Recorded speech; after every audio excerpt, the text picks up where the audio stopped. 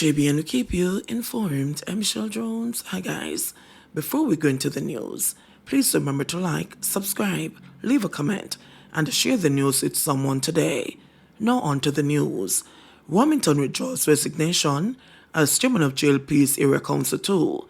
Controversial member of parliament for Southwestern St. Catherine, Everett Wilmington, has withdrawn his resignation as chairman of the Jamaica Labour Party's Area Council 2. Wilmington resigned earlier this month after he was sacked as Minister without portfolio in the Ministry of Economic Growth and Job Creation. This followed public outrage over his comments about withholding public funds from a People's National Party councillor. But in an about turn, Wilmington has written to party executives withdrawing his resignation, adding that he is fully committed to working for the re-election of the JLP as the government and Andrew Holness as Prime Minister. Gunmen posing as goat buyers shoot farmer in Manchester. Gunmen posing as goat buyers shot a 50-year-old farmer at his home in St. Paul's district in Manchester on Sunday afternoon.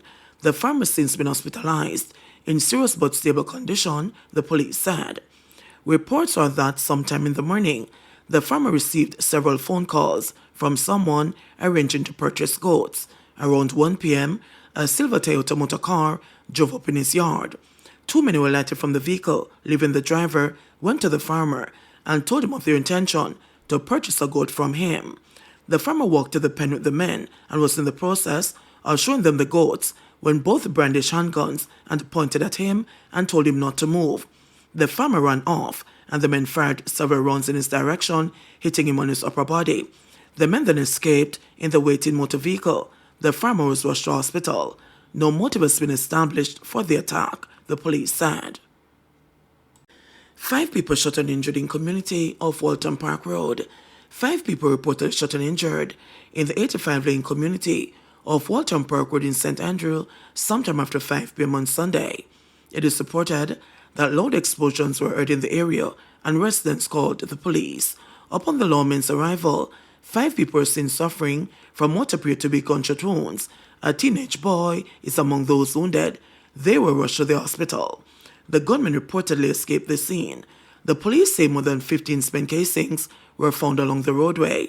The police reported that the occupants of a silver-looking motor car opened fire in the lane where a crowd was gathered. A group of young men were in the area playing football when the shooting occurred. Several vehicles were also damaged by gunshots, reports say. Westmoreland man charged after chopping woman with machete. A 38-year-old man from Westmoreland was charged with wounding with intent after allegedly used a machete to chop a woman on Sunday. Is Garrett Reed, otherwise called Suki, of Strathbogie District, Savlamar. Reports from the Savlamar police are that about 3 p.m., Reed entered the yard of a woman with whom he had an altercation armed with a machete. During the argument, Reed used the machete to chop the woman, causing wounds to her upper body. The police were alerted, and the woman was taken to hospital for treatment and was admitted in serious condition. Reed was later arrested and charged based on witness statements. His court date is being finalized. Man charged for allegedly stabbing motorist who refused help with flat tire. A St. James man has been charged for allegedly stabbing a motorist who refused his help along the Coral Gardens main road in the parish on March 16. 23-year-old Davian Phillips, otherwise called Brother, of Grange Pen, Lilliput, St. James, has been charged with wounding with intent. The Coral Gardens police say about 9:30 a.m., a man stopped along the roadway to change his tires when he was approached by Phillips, who offered to assist. When the man refused, Phillips allegedly proceeded to inflict several stab wounds to the man's body. Police personnel were nearby and witnessed the knife attack, intervened. They arrested Phillips and assisted the man to hospital where he was treated. Phillips was charged on Sunday after statements were recorded. His court date is being finalized.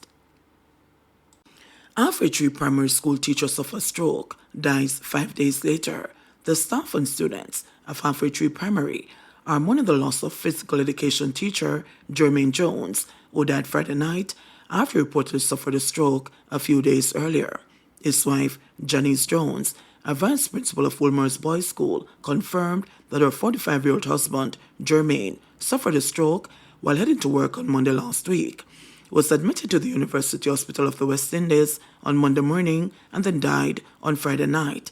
He died on Friday night. It is a devastating loss, but we are being supported by friends and family. Jermaine had a pre-existing condition, as he had open heart surgery in 2017, but he had been fine, Jones said. Jermaine is survived by his wife and 3 children. Carol O'Connor Clark, principal of Alfred Tree Primary, called Jones's death a terrible loss, as he has worked as a physical education teacher for 25 years at the institution. He was loved by parents and the students. He always arrived at school early. That says a lot about his dedication. He was a very loyal worker who took his job seriously, and his interest in his job was remarkable. We have lost a great asset, a wonderful colleague and friend, Clark said.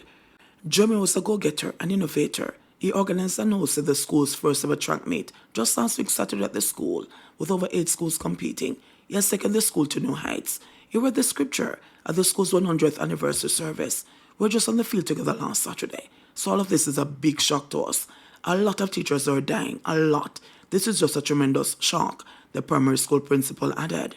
There has been much rooming concern about the number of educators dying suddenly, pushing the Jamaica Teachers Association, JTA, to commission a study to determine if there is a corollary between the stress levels that educators face in the classroom and their mental and physical state of being. Beaten teen seeks couples therapy over compensation. A senior parish judge was left bewildered when a 19-year-old complainant who was beaten by her 18-year-old boyfriend declined being compensated for the injuries she sustained, instead requesting that the judge order couples therapy for them. Andrew Henningham was brought before Judge Lauren Cole Montague in the Kingston and St. Andrew Parish Court last Thursday for the offense of unlawful wounding, to which he pleaded guilty. The court was told that on February 18, the complainant was returning home from a party with her friends when Andrew approached her, grabbed her from behind, and started to punch and kick her. A report was made to the police, which resulted in Henningham being arrested and charged. "Why are you kicking the people's girl child like a ball?" the judge asked. Andrew did not answer. But when the judge was told that the complainant is a bit frustrated with the accused and wants counseling, she asked the teenager, "Why not just leave him?" This question was also not answered. The judge went on to say that both of them may need counseling separately, but not necessarily as a couple. At the same time, Andrew told the judge that they are still together and they are not finished. He explained, "Up to the last you should come on my yard, men are still a deal." When asked if they are employed, both parties indicated that they are not. So how they turn together? This is serious business now, you know. Sometimes when you don't go back to the root of what causes our social ills, that translates into offenses. If you have 2 people in our work, you're going to have 2 people who are frustrated. Chances are you're going to have 2 people who are hungry and they look upon each other. And a hungry man is an angry man, Cole Montague said. Notwithstanding this, the judge ordered that Andrew be the subject of a probation order for 18 months. "I hope in that time you sort out yourself, sir. You too, madam," Cole Montague said. JBN will keep you informed. Please remember to subscribe, like, share, leave us a comment, and click the notification bell to receive our daily news items.